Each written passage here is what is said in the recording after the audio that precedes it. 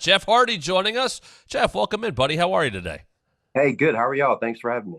Brother Jeffro, how are Hello. you today, my good friend? Good, my man. Blessed to be alive and healthy. Absolutely. I just popped 30 years. Biggest question. I see you. I feel I'm getting the best version of you, but how are you feeling physically? Oh, good overall, man. I cannot complain. And I turned mad onto these things called the ice bath. I was doing them for a while when I first started seeing them, and now I do them every other day, like nonstop. And I never look forward to doing them. I just look forward to getting them over with. It's been extremely beneficial to me to get in that cold water, man, every other day. It's done wonders for my system, Really, that's awesome. Yeah, for sure. Matt puts those over big time. I follow both of you on social media. You're always singing. He's always diving in Yeah. ice baths and doing all that stuff. Oh yeah. Let's talk about it. We haven't had you on in, I don't know, forever. You leave AEW and you show up same day contract expires in TNA. I was there live for it. What a response when that music kicks. How do you feel first when you hear that music? Uh, to be honest, the first time when we went back at WrestleMania 33, I remember talking to Jericho after, and I was like, "Yeah, man, it was pretty cool." Even though they played that old ass Hardy Boys music, and still to this day, I was looking so forward to like Modest hitting. And I've done this thing with the Hardy Boys music slowing down. It's like dum dum dum dum dum dum dum dum dum dum, but then it kicks into Modest, which would have as my original TNA theme, and still in the future, I think that can like happen for sure. But yeah, I'm kind of tired of that Hardy Boys music. Really tired of it, to be honest. What? But the people aren't. But I was gonna say, but Jeff, that's the thing. Like, you have to know the people love that music. Like, you For sure. you Yeah. go with that, right? Because it's so synonymous with you guys. For sure. Yeah. And every time we hear it, I mean, I've seen it on so many other different shows, and I'm like, oh my God, there's a little piece of the Hardy Boys with Ghost Hunters or whatever it might be on. So, yeah, I hear What it a lot. what was it like when you first heard it? Because it is stock music. I mean, I've heard it pop up in car commercials or anything like that. But like when you guys got it, did you have that musical background? When you go back in the day, what did you think about when you first got that music? Yeah, right there. It was odd because right there when I first heard it, I remember this is good compared to what we previously had. I just thought it was pretty rotten. So I was like, okay, this is going to be good, but I didn't realize how good it was going to be. And now for it to still, it gets such a good reaction because of our careers and all we've given to the business. It's just super cool to hear, and I'm looking forward to that happening in the near TNA future, Tommy. That Hardy Boys music slowing down into maybe one of my old themes, or something. I think that'd be crazy cool. I'll shoot a text after this interview. Um, if we're going with you and your brother, right? Being back with your brother by your side, like tagging with him. You also like if I'm just talking specific TNA, there's men that grew up watching you guys. You guys, and I'll say I said this to Bubba. I say this about you guys had a match that changed the wrestling industry, which not a lot of people can talk about. But you and your brother, your style influenced so many, and then you meet these people that are having that success. What does that feel for you? It's amazing, man. It's like I can't even explain how special that feels within my heart and mind. Just like, for example, meeting the guy that does the Swanton 450. I told him, Leon oh my, Slater. live was amazing. It was otherworldly, and it simply was. It was like, oh my God, I didn't think that was even possible. But for him to know that he was a fan of me growing up, and I've inspired and influenced guys like that, is just I'm so blessed, and I thank God every day for it. Jeff, I know prior to WWF and you doing those early matches with Scott Hall, Razor Ramon, you guys had your own thing with Omega and all that, and that obviously continued on. But you're talking about who you're inspiring now. In terms of your style, who inspired you early on? Because you took things to a completely different level, and obviously that's what wrestling is. It keeps evolving, going up and up and up. But who gave you the confidence to try out a swanton or do the things that you do? At first, it was definitely like Sting and the Ultimate Warrior. Sting was NWA, Ultimate Warrior was my WWE guy, and the face paint, that's where I'm that inspiration. And I never understood like why they did it. I would hear them say like it's war paint or something. I was like, I don't know why they do it, but I just love it. It's so cool. And I was 12 years old in Fayetteville, North Carolina, and Sting came out with the blonde hair, neon green tights. And I reached out and I was able to touch him on the shoulder. And that I'll never forget that feeling, looking at my hand and going, oh my God, I want to make somebody feel like he just made me feel one day.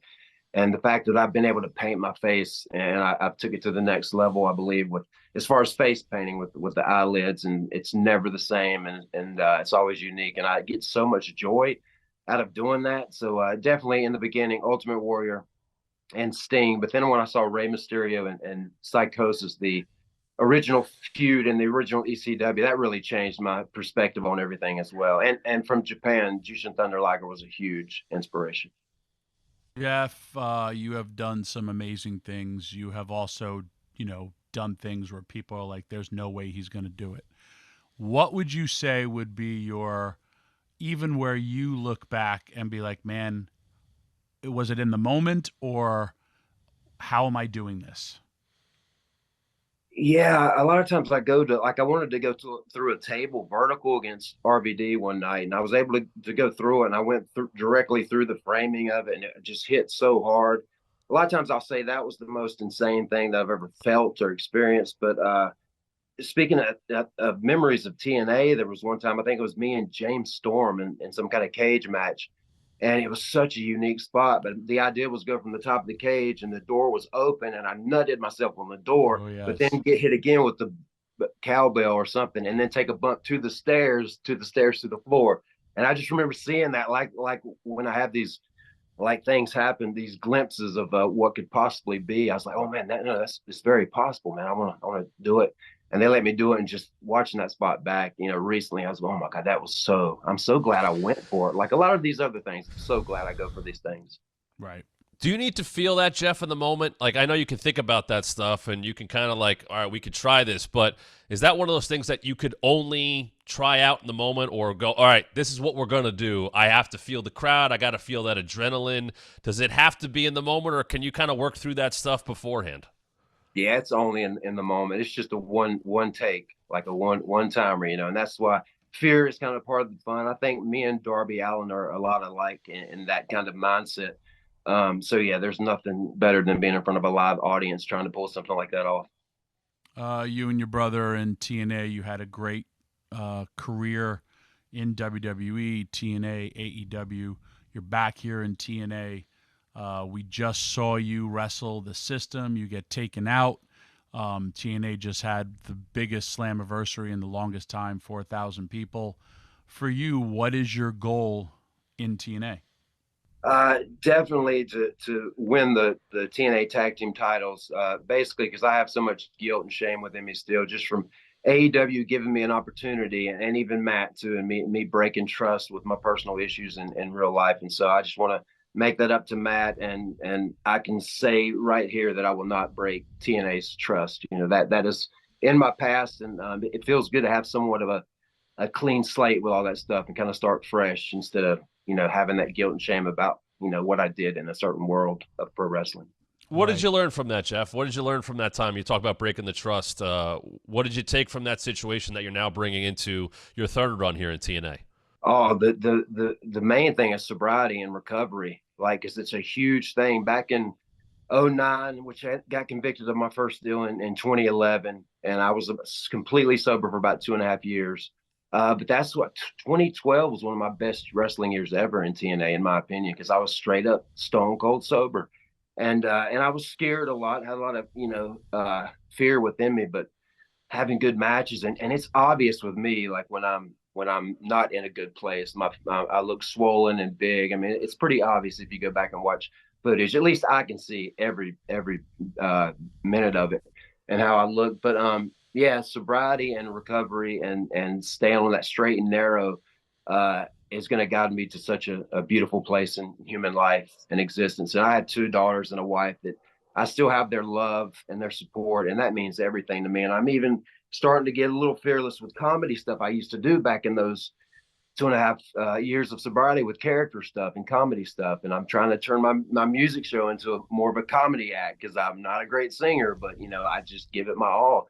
But so many things have happened since my last run in with the law that have been really beautiful. And it's somewhat of an enlightened, it's like an enlightenment connection I have with everything around me, mainly nature. The force of nature is a huge drive with my internal love.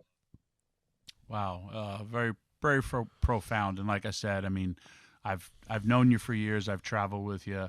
I love seeing this best version of yourself. Also, you hitting me up and be like, "Hey, I have an idea," and right then and there, I'm like, "Oh my God, Jeff is super duper hungry, and Jeff wants this more than ever."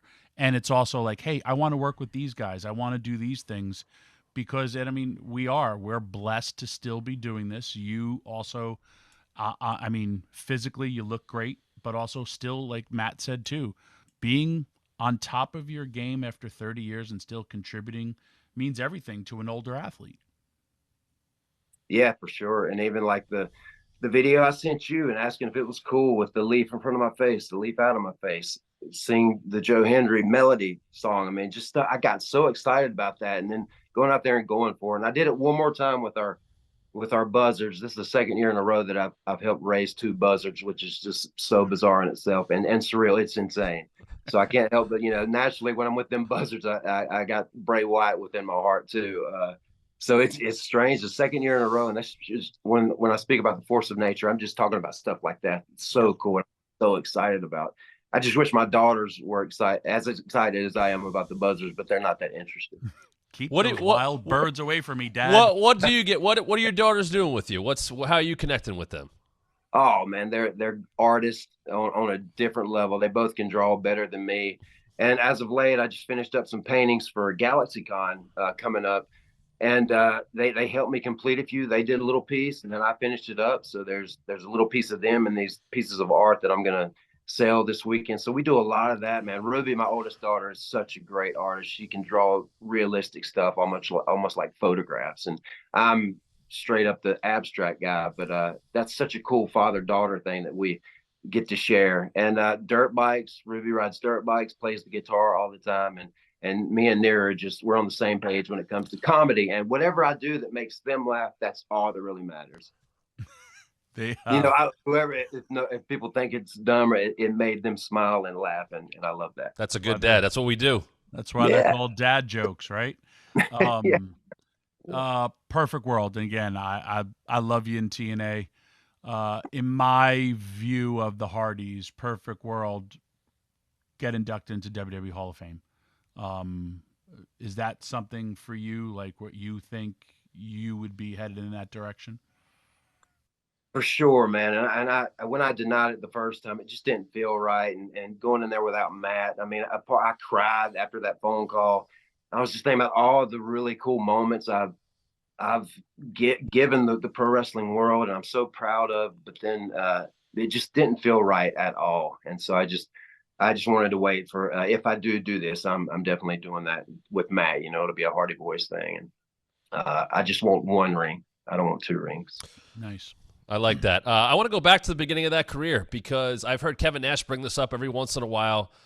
As Keith Davis, when you wrestled Razor Ramon back 30 years ago, this past May, that match, like people still talk about that. It's a 4-minute match. You know what your job is at that time, and Razor gives you 4 minutes. And I know you worked like 1-2-3 Kid and Neidhart and King Kong Bundy in that year, but why did you kind of get over with Scott in that match, or why do you think it went the way it did?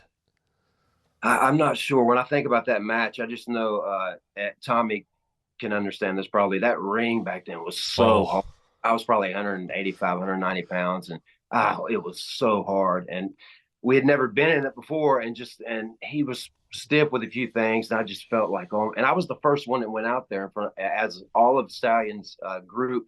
I was the first one to go out there, and I was 16, just terrified, and it was just rough. And I had the feeling when it was over, I was like, oh my God, I don't ever want to do that again. That was terrible. I'm going to go back to follow my motocross career. I think that I definitely would have more fun doing that. But then the next night I wrestled Sean the 1-2-3 kid, and it just refilled my soul. You know, it was fun again, and that happened actually the second time I wrestled Darby Allin. I went into work that day, and I was ready to just ask for my release and go back on the indies and really start loving the craft again.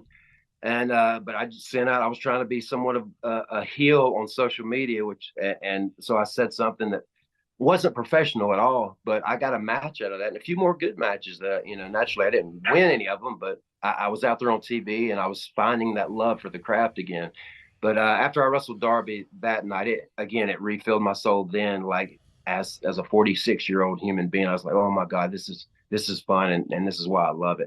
But I was at a real low place and I was ready to go back to the indies and just, you know, trying to find the love for the craft again, because I'd kind of lost it. Well, thank goodness for Darby Allin, because, again, we're getting the best version of you.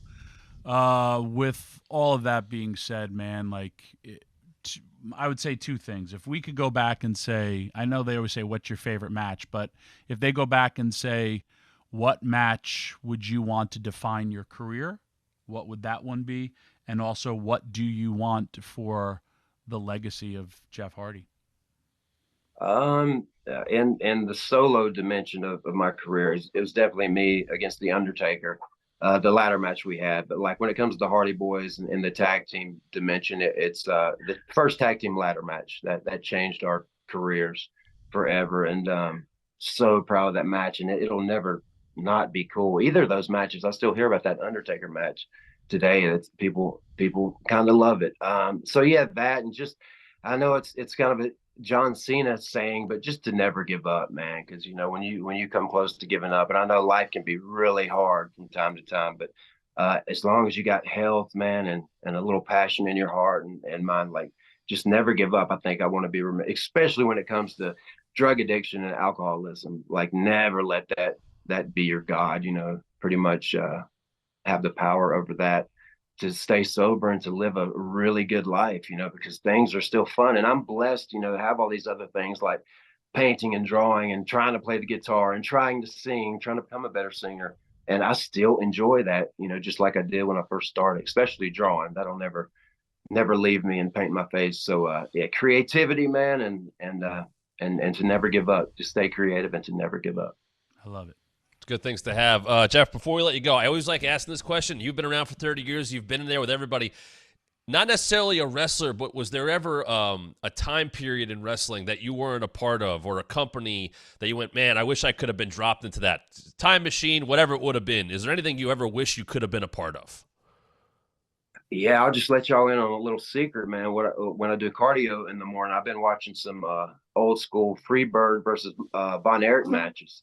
And I even saw the Freebirds against Midnight Express, and I really, just the little things that they were doing in that match, I was like, oh my God, that can be recycled and be really good here in 2024. So back in those days, man, oh my God, I'm not sure, whatever the big show that was done in Texas when it was the Freebirds, and I'm not even sure what federation that was or company, World class parade of champions. Yes, world class. Just seeing the Von Erichs come out there, and oh man, it was in the crowd, and thinking about what year it was, and so yeah, I'm getting a lot of inspiration from those matches. So I've been watching one every morning. And knowing Jeff Hardy, I thought you were going to say, well, I'm actually building a time machine. And I'm going to go to a 97 Nitro and wrestle Rey Mysterio. If that happen, it would be Jeff Hardy. Yeah. Oh my God. Jeff in Psychosis in ECW Arena. I mean, I would have loved to seen that one. You know, just get Jeff. That's your new creative outlet. I think the girls would be excited about that, because you could take that back in time. So just start building that time machine, and then you could tag with Tommy in like 96 ECW. It'll be beautiful. I believe in that he can do that. I believe in anything Jeff Hardy does. I think I already do that. I meditate a lot these days, so I go to the sun all the time in meditation. So that's my next. There it is. Yeah. All right. Well, Jeff, we really appreciate it. Everybody's going to be able to see you and Matt at WrestleCon next Friday in Cleveland, so certainly go check that out. And can see you guys, of course, in TNA Impact Wrestling. Jeff, as always, appreciate you coming on with us, man. Yeah, man. And next Friday, like I think it's 10:30 at night, there's this place called I Hate Cowboys. And I'm doing an acoustic rock show there with my buddy Jerry Massengill from here, my guitar player. And they're getting better and better, in my opinion. So if you can, come out and support me.